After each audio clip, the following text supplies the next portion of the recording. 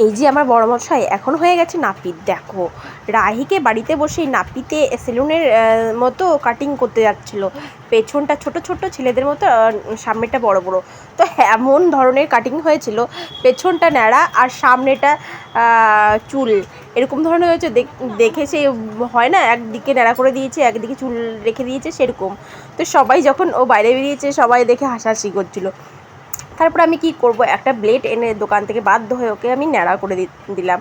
ও তো প্রচণ্ডই রেগে গেছে, কারণ ওর ন্যাড়া হতে একদমই ইচ্ছা ছিল না। ও খুব আমাকে বলছিল তোমাকে ন্যাড়া করে দেবো, তোমাকে ন্যাড়া করে দেবো। তবু কী করব, চুলটাই এতটাই বাজে হয়ে গেছে, এবড়ো খেবড়ো হয়ে গেছিলো যে ওকে ন্যাড়া করে দিতে বাধ্য হলাম।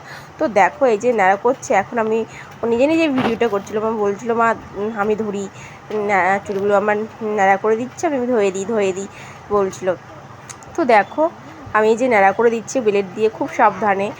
জানি বাড়িতে করতে গেলে এগুলো খুব রিস্ক, কেটে যাওয়ার ভয় থাকে, কিন্তু একটুও কোথাও কাটেনি। তো খুব ভালো। দেখো ন্যাড়া হওয়ার পরে কিন্তু ওকে পুরো সেই কী বলবো, খুবই মানে ভালো লাগছিলো মুখটা দেখতে। তো দেখো আজকের মতো এইটুকু ভিডিওটা টাটা।